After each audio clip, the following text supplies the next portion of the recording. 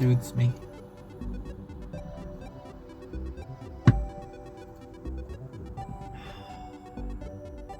Do you know this one's my favorite out of the bunch?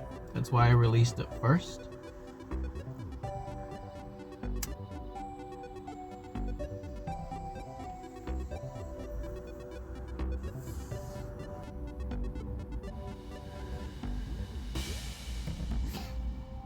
Mr. Camera, see if you can get a picture of or at least show the whatever sign. This is where we're gonna do it. It's a good enough backdrop, I reckon. You know, it really does suck being underestimated. They told me you'll overestimate what you can accomplish in a year, but you'll underestimate what you accomplish in 5 years. That person moved a mountain for me. What I considered to be a mountain was a pile of pebbles. I want to push the art button so hard right now. Alright, grab a jumper, sir. And you can put Mr. Camera down. We're good.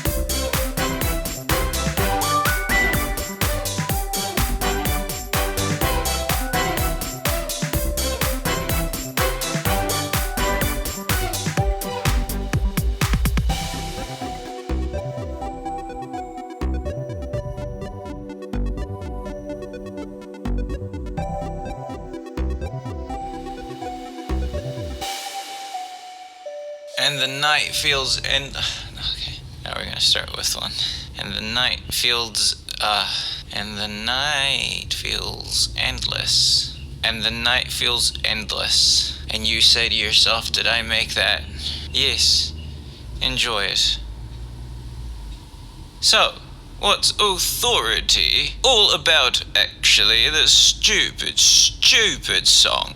Authority was actually an offcut of New High, another product, rather. And while I was working on New High, there were a few lines I never used, and a completely different instrumental direction that didn't really make the cut like the other two that came before it. But I could not part with them, of course. The early version, I suppose, wanted to evolve into something else separately. And so the two songs are twins. Except authority is the summary, the whole act being an individual revolt against rules I do not want to follow. My life was getting a bit fucked, so I thought to double down and hoe out a little bit. Why not? This was actually not because I was stupid, but what I was telling people is, look, I've made the pact with my own disclosures. What are we going to do with this information? So we made authority as really, really simple. Trying to be honest about my whole shtick, which is that I hate being told what to do. Don't tell me what to do. Don't, because I will probably tell you what you should do. Because the only people that tell me what I can do are people that tell me, no, you should. However, I respect them dearly. And respect is very valuable, very good to achieve that word. So, the key to the dilemma is that only certain individuals may tell me what to do. And it's always fun and amazing, and I'm willing. But I do have a radar for specific kinds of people. The ones whose authority just grates on me. Yet somehow I will always fall into the trap of listening to them anyways because I'm far too nice for my own good, you see. And no, I've spent my entire fucking life dissolving my motive from anything holy. No, this is how things have fucking turned out. And so we were given some information. Here is what I'm trying to do about the information that was given to me about me, from me. Ha ha ha, me.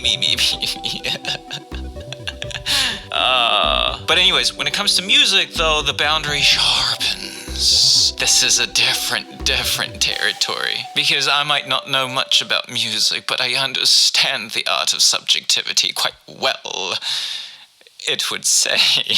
But then, yeah, so sharpened. Oh, and let's not forget it will get poisoned at the tip too. Back in Redacted, I was given this fundamental truth about art and subjectivity. If you listen to too much of other people's opinions, what could you add? What might be missing? You'll end up steering away from what's core to you. Very much true, Doctor. Technical feedback is different, of course. I spent a lot of time learning things that aren't actually fucking subjective. Yes, something is allowed to be shit. What's the intention behind it? I will at least give you that. But some people were under the impression that is a dying man. I found everything great, therefore everything might have been shit. When in reality, it's like, no, I was just doing my fucking job. And so, when it comes to my technical friends, yes, of course. I would like to know the methods of using the canvas of a waveform properly, completely, and squeezing as much depth and dimension as possible out of a single sound file. That's craft, not necessarily compromise. Okay. So if you ask the artist behind the track, the version of me who, metaphorically speaking, died somewhere along the way, he'd probably say this song is just daddy issues crystallized, which is kind of hilarious because while I was making it, trauma never crossed my mind. I was just having fun. I felt proud for once, like I made something stupid and playful and completely unashamed of itself. But later, when I came back to finish it for release, after I've gone through a lot more life, I finally heard what had been hiding in it all along. I'll spare you the fucking details, but let's just say, heard at the wrong moment, this track could resonate with the kind of anger that comes from someone who's been deeply violated. Anyway, side story. Authority was actually the very first track I ever put on Spotify, you see. Back when I was studying music, la musica. And I uploaded to bookmark my artist name for the year. Bestowed, not given. And somebody pretty fucking high up happened to hear it. I was trying to live two parallel lives when this song was incepted. Then another half, and then half of that life couldn't believe how perfectly the song captured what I actually thought about the whole situation. It was crazy. I am trembling. But this was the only public representation of me at the time, since nobody got to see the prep work. You know, I was mortified. No, how does he say it? They were mortified. No, I can't fucking do it. Somebody very powerful at the time, I would say, and terrifyingly so, heard me screaming in that song, "Suck my dick, you fucking pieces of shit." That line eventually became, this is definitely not sociopathic behavior, with the Stanley Parable announcer pack.